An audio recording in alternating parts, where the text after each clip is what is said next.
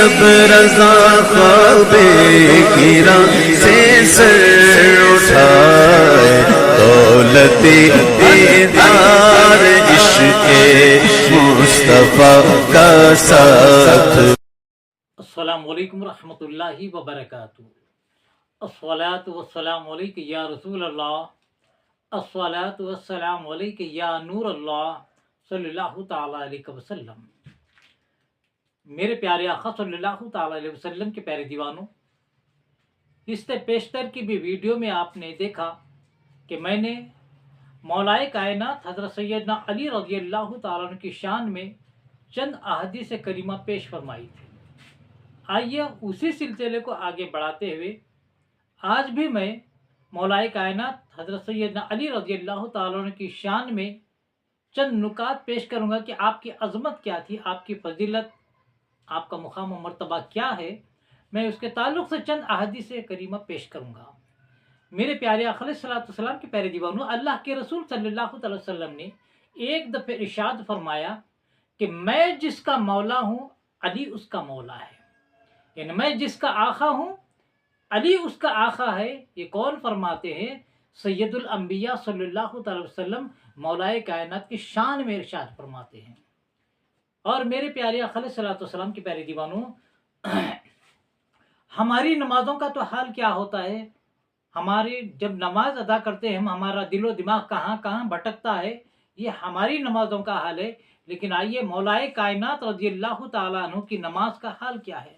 آپ ارشاد فرماتے ہیں کہ میں اس وقت تک دوسرا سجدہ نماز کا نہیں کرتا جب تک کہ پہلے سجدے میں رب تبارک و تعالیٰ کے جلووں کا دیدار نہ کر لوں۔ سبحان اللہ! دیکھا آپ نے مولائے کائنات کیا فرماتے ہیں؟ نماز میں میری یہ کیفیت ہوتی ہے کہ جب میں پہلے سجدے میں رب تبارک و تعالیٰ کے جلووں کا مظاہرہ کرتا ہوں تو جب میں دوسرا سجدہ کرتا ہوں۔ میرے پیارے آقا علیہ الصلوۃ والسلام کے پیارے دیوانوں، یہ مقام ہے مولائے کائنات رضی اللہ تعالیٰ عنہ کا۔ اور آپ ارشاد فرماتے ہیں، آپ کا علم کا اندازہ لگائیے، جیسا کہ اللہ کے رسول نے فرمایا۔ اس سے پہلے کی ویڈیو میں آپ نے دیکھا کہ اللہ کے رسول فرماتے ہیں میں علم کا شہر ہوں، علی اس کا دروازہ ہے، جس کو علم چاہیے وہ دروازے تک آئے۔ تو وہ مولائے کائنات ارشاد فرماتے ہیں، ارے پوری قرآن تو چھوڑیے، صرف سورہ فاتحہ کی اگر میں تفسیر کروں تو اس کی تفسیر میں 70 اونٹوں کو بھر سکتا ہوں۔ یعنی سورہ فاتحہ کی تفسیر اتنی کر سکتا ہوں کہ 70 اونٹ اس کی تفسیر سے بھر جائے، ان کا وزن اتنا ہو جائے کہ 70 اونٹوں پر لادنا پڑے اگر سورہ فاتحہ کی میں تفسیر کروں۔ یہ ہے علم مولائے کائنات رضی اللہ تعالیٰ عنہ کا۔ میرے پیارے آقا علیہ الصلوۃ والسلام کے پیارے دیوانوں، تو یہ علم کا سمندر تھے مولائے کائنات۔ اسی لیے ایک دفعہ مولائے کائنات رضی اللہ تعالیٰ عنہ کے پاس جبریل علیہ الصلوۃ والسلام آتے ہیں، آ کر کہتے ہیں اے علی، تم تو علم کا شہر، اللہ کے رسول علم کے شہر ہیں، تم علم کا دروازہ ہے، لہذا تم تو ہر چیز جانتے ہو، ہر سوال کا جواب دیتے ہو۔ بھلا مجھے یہ تو بتاؤ ذرا اب کہ اس وقت جبریل علیہ الصلوۃ والسلام کہاں ہے؟ جبریل کہاں ہے یہ تو بتاؤ۔ جب جبریل علیہ الصلوۃ والسلام حیدر کرار رضی اللہ تعالیٰ پر انسانی شکل میں آتے ہیں اور آ کر یہ پوچھتے ہیں کہ بتاؤ تو صحیح جبریل کہاں ہے؟ تو مولائے کائنات ادھر دیکھتے ہیں، ادھر دیکھتے ہیں، دائیں بائیں آگے پیچھے سب دیکھتے ہیں۔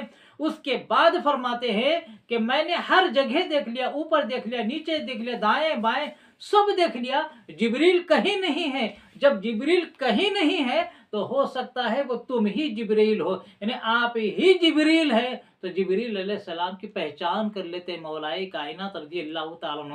میرے پیارے آقا علیہ الصلوۃ والسلام کے پیارے دیوانوں، دیکھا آپ نے سید الانبیاء صلی اللہ تعالی وسلم کی صحبت میں رہنے والے مولائے کائنات کا یہ علم ہے، یہ بصارت ہے کہ آپ ہر طرف دیکھ کر، اوپر نیچے دائیں بائیں ہر سمت دیکھ کر اندازہ لگا لیتے ہیں کہ اس وقت جبریل کہیں نہیں ہے، میرے سامنے جو شخصیت ہے وہی جبریل ہے۔ تو یہ آپ کے علم کا حال ہے۔ جب مولائے کائنات رضی اللہ تعالیٰ عنہ کے علم کا یہ حال ہے تو سید الانبیاء صلی اللہ علیہ وسلم کے علم کا حال کیا ہوگا؟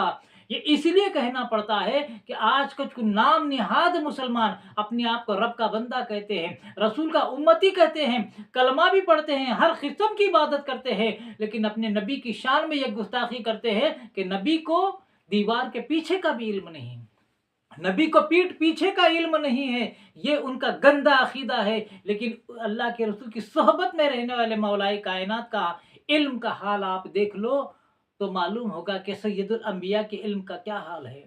میرے پیارے اخل صلاۃ والسلام کے پیارے دیوانوں، اور جب اللہ کے رسول صلی اللہ علیہ وسلم مکہ مکرمہ سے مدینہ منورہ ہجرت فرماتے ہیں تو ہجرت فرمانے کے بعد انصار صحابہ اور مہاجرین صحابہ کو آپس میں بھائی بھائی بنا دیتے ہیں، ایک دوسرے کو بھائی بھائی بنا دیتے ہیں۔ مولائے کائنات خاموش کھڑے ہوتے ہیں، اللہ کے رسول فرماتے ہیں اے علی خاموش کیوں کھڑے ہو؟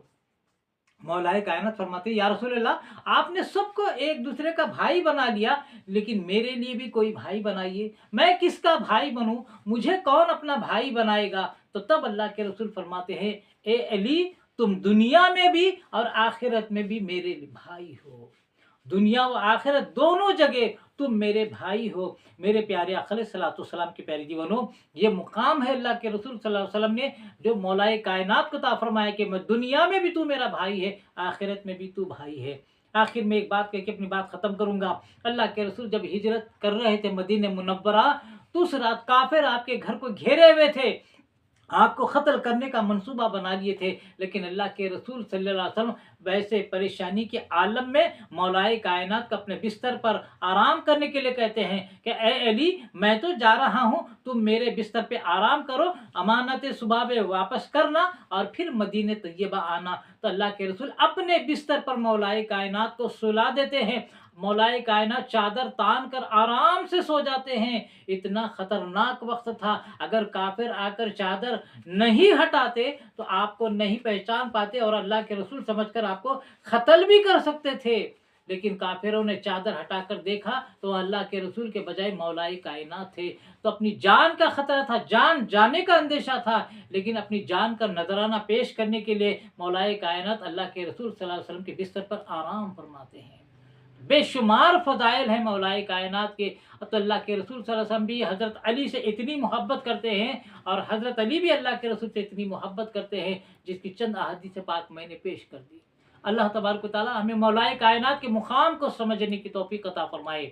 میں ان تمام سامعین سے گزارش کرتا ہوں جنہوں نے میرے چینل کو سبسکرائب نہیں کیا، میرے چینل محمد حفیظ احمد خان رضوی کو سبسکرائب فرما لیں، اور میرے ویڈیوز اگر پسند آتے ہیں تو لائک کرنے کے علاوہ صدقہ جاریہ کے طور پر زیادہ سے زیادہ شیئر فرمائیں اور کمنٹس کے ذریعے اپنی رائے کا اظہار کرنا نہ بھولیں۔ رب تبارک و تعالیٰ سے دعا ہے کہ رب تبارک و تعالیٰ میں عشق رسول میں جینے اور مرنے کی توفیق عطا فرمائے، رسول اعظم صلی اللہ علیہ وسلم کی سچی محبت نصیب فرمائے، مرتے دم تک مولائے کائنات کی محبت میں جینے کی توفیق عطا فرمائے اور مرنے کی توفیق عطا فرمائے اور خاتمہ عطا فرمائے، تو ایمان پر خاتمہ عطا فرمائے۔ وما علینا الا البلاغ المبین۔ السلام علیکم ورحمۃ اللہ وبرکاتہ۔